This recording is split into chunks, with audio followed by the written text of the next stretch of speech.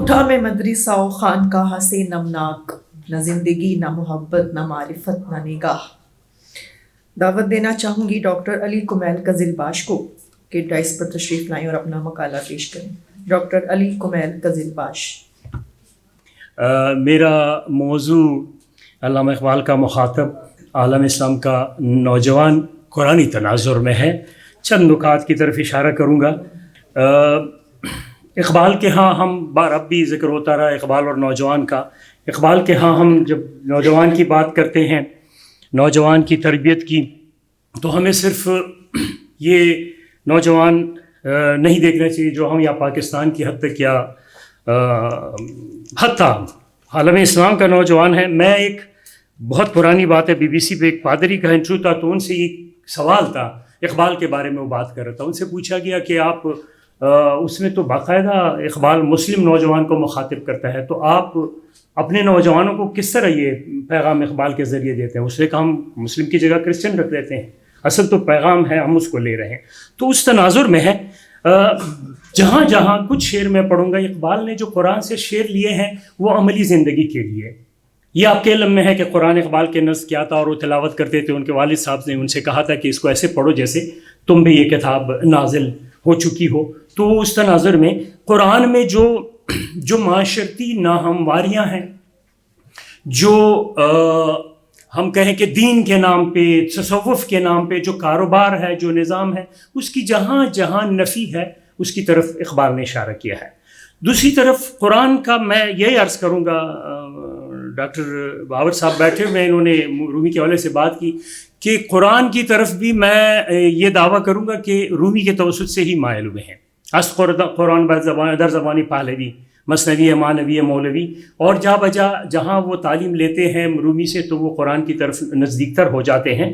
اور بہت سے اشعار ایسے آتے ہیں جس میں یہ بات، مثلا اب ذخیرہ اندوزی کے حوالے سے ایک نکتہ لیتے ہیں قرآن کا کہ چیست قرآن خاجر پیغام مرگ، دستگیر بند بیساز و برگ، هیچ خیر از مرد کے زرکش مجو لن تنالو حتی تنتو۔ اب کیا ہے قرآن کا پیغام؟ خواجہ کے لیے، سرمایہ دار کے لیے، پیسے دار کے لیے موت کا پیغام۔ قرآن اس کی نفی کرتا ہے، اس کی نفی کرتا ہے۔ اور دستگیر بند بیساز و برگ، جو مفلس ہے اس کا دستگیر ہے۔ کافی نکات ہیں زکوٰۃ کی شکل میں، باقی جہاں بھی ہم دیکھتے ہیں حوالے۔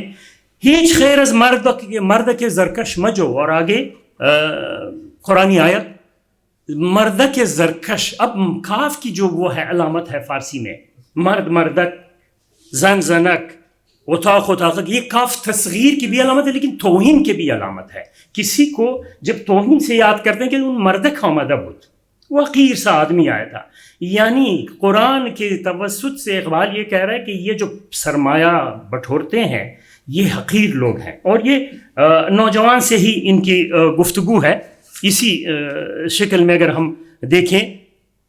دوسری طرف نظام سرمایہ داری، بادشاہت، جو اب بھی قرآن پڑھنے والے، قرآن کی تلاوتیں کرنے والوں کے ہاں بادشاہتیں قائم ہیں، اب تک قائم ہیں۔ نقش قرآن تھا در این عالم نشست، نقش های کاہن و پاپا شکست۔ اب کاہن و پاپا بدل گئے، صوفی کی شکل میں ہے، ملا کی شکل میں ہے، بادشاہ کی شکل میں ہے، جن کو ہم دیکھ رہے ہیں۔ صوفیوں نے اپنی خانقاہیں بنائی ہے، کما رہے ہیں، اقبال اس کی مخالفت کر رہا ہے، ملک کے باہر سے اور اندر سے ان کو بڑے سرمایے آ رہے ہیں، مولوی بھی یہ کر رہا ہے۔ نقش قرآن تھا در این عالم نشست، نقش های کاهن و پاپا شکست، فاش گویم آن که در دل مضمر است، این کتابی نیست چیز دیگر است۔ صرف کتاب نہیں ہے کہ آپ اس کو پڑھ رہے ہیں تو فقط اللہ اللہ، این کتابی نیست چیز دیگر است، چون بجان در رفت جان دیگر شود، جان چون دیگر شد، جان چون دیگر شود جهان دیگر شود۔ جب یہ روح میں یہ کتاب اترتی ہے تو روح بدل جاتی ہے، دیگرگوں ہو جاتی ہے، اور جب روح بدلے گی تو جہان دیگرگوں ہو جاتا ہے۔ چند ایک نکات اور میں اشارہ کر کے آپ کا سما خراشی ختم کر دوں گا۔ اچھا، یہاں نور قرآن درمیان سینہ اش، میں رومی کی طرف اشارہ کر رہا تھا. جب بندہ صفحات میں سے ٹٹولتا ہے تو ایسے ہی ٹکڑے ٹکڑے پہ نور قرآن درمیان سینہ اش، جام جم شرمندہ آئین اش. رومی کا کہنا ہے کہ نور قرآن وہ لے کے آیا ہے سینے میں اور اس سے فیض لے رہے ہیں. اور قرآن کی تصویر تشریح ملا و صوفی کیسے کر رہا ہے یہ بھی جوانوں کو اقبال بتا رہا ہے. زمان بر صوفی و ملا سلامی کہ پیغام خدا گفتند مارا. صوفی اور سلام، ملا کو سلام، یہاں تنزن سلام ہے کہ خدا کا پیغام ہم تک وہ لے آئے. ولی تعویل شان در حیرت انداخت خدا و جبرائیل و مصطفیٰ را. قرآن کی جو تعویل انہوں نے کی اس پہ تو خدا اور جبرائیل مصطفیٰ، قرآن ان تین کے درمیان ہوتا. خدا کی طرف سے جبرائیل اٹھا کے لے آتے تھے رسول کے پاس کہ وہ تینوں حیران بھی کہ یہ کون سا قرآن ہے، یہ تو ہم نے نہیں بھیجا تھا، ہماری طرف سے نہیں تھا. ابراہیم قرآن ہی سے ہم اس کی آشنائی، کلیم قرآن ہی کے توسط سے. میں ایک جو خرق اقبال صوفی منش تھا، صوفی مزاج تھا، لیکن قلندری روایت کا تھا. بیاب مجلس اقبال و یک دو ساغر کش اگرچہ سر نہ تراشد قلندری داند.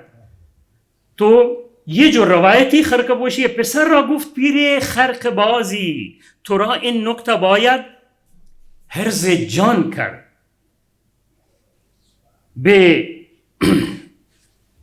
به نمرودان این روز آشنا باش ز فیضشان به نمرودان این دور آشنا باش ز فیضشان براهی میتوان کرد.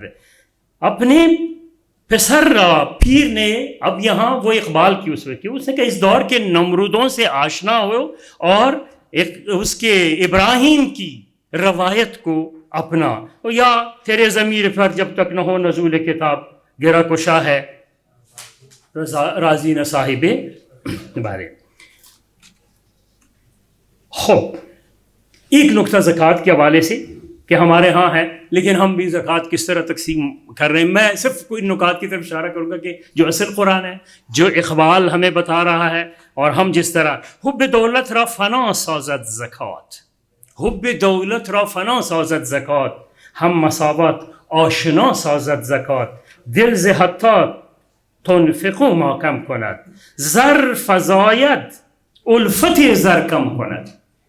زر میں اضافہ بھی ہے برکت، لیکن اس سے محبت اور الفت جو ہے وہ کم ہوتی جاتی ہے. زکوٰۃ کا کمال یہ ہے جس کی نومیدی سے ہو سوز درون کائنات، اس کے حق میں تخنتو اچھا ہے لا یا ہاں. تو خوب وہی ہے نوجوانوں کو دلیری کی تلقین کرتا ہے، جرت کی اللہ کے شعروں کو آتی نہیں. رباعی والے حوالے ہیں، سب میری طرف دیکھ رہے ہیں کہ کب جائے گا. بس میں یہیں اختتام کرتا ہوں. بہت شکریہ.